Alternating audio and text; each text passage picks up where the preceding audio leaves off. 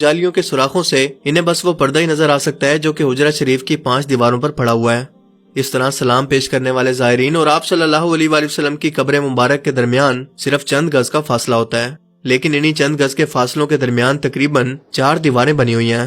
ایک سنہری جالیوں والی دیوار، دوسرا 5 کونوں والی دیوار، تیسرا 5 کونوں والی دیواریں، اور چوتھی وہ 4 دیواری جو کہ آپ کے اصل حجرے یا آپ کے گھر کی دیوار تھی، جہاں تک پچھلے 1300 سال سے کوئی نہیں جا سکا سوائے 2 موقع کے۔ ایک بار سن 51 ہجری کے اندر حضرت عمر بن عبدالعزیز رحمۃ اللہ علیہ کے دور میں ان کا غلام، اور دوسری بار سن 881 ہجری کے اندر معروف مورخ علامہ السمودی کے بیان کے مطابق وہ خود گئے۔ نور الدین زنگی رحمۃ اللہ علیہ کے دور میں جب کچھ یہودیوں نے سرنگ کھود کر آپ صلی اللہ علیہ وآلہ وسلم کے جسم مبارک کو چرانے کی کوشش کی تھی، تب آپ نے جو سیسا پلائی دیوار بنائی تھی وہ زمینی تھی، یعنی قبر کے نیچے تھی، نہ کہ اس کے آس پاس، تقریباً 200 فٹ نیچے، اور جو واقعہ میں پاؤں نظر آیا تھا وہ بھی سرنگ کے ذریعے ہی نظر آیا تھا، نہ کہ قبر مبارک کی طرف سے۔ بہرحال اس موقع پر یہ ثابت نہیں ہے کہ انہوں نے بھی قبر کی زیارت کی تھی۔ کہا جاتا ہے کہ سن 91 ہجری سے لے کر سن 881 ہجری تک تقریباً 800 صدیاں کوئی بھی شخص آپ صلی اللہ علیہ وآلہ وسلم کی قبر مبارک کو نہیں دیکھ پایا۔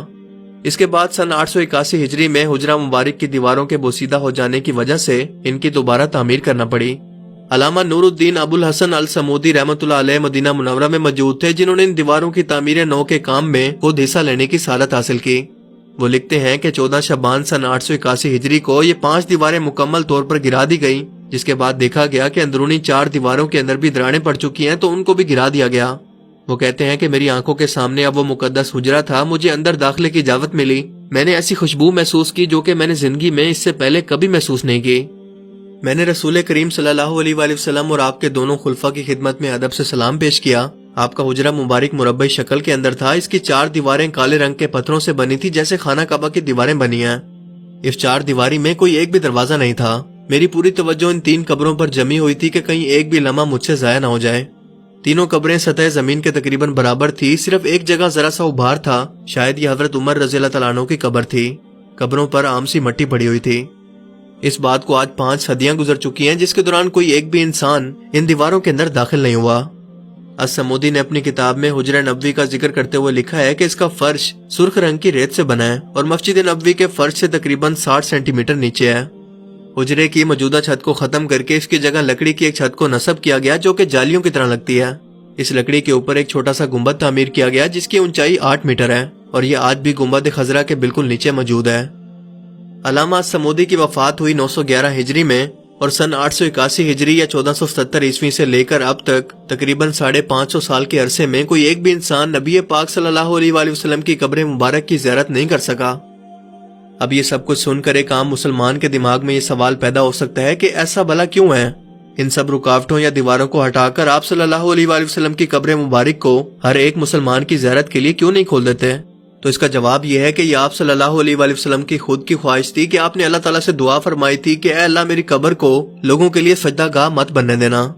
یہ چیز آپ نے خود اللہ تعالیٰ سے مانگی تھی جو کہ آپ کو عطا کی گئی، لیکن آپ بھی سوچتے ہوں گے کہ ایسا بھلا کس لیے؟ اس لیے تاکہ یہود و نصارہ کی طرح نبی پاک صلی اللہ علیہ وآلہ وسلم کی قبر کو بھی مسلمان پوجنے کی جگہ یا سجدہ کرنے یا عبادت کرنے کی جگہ نہ بنا لیں۔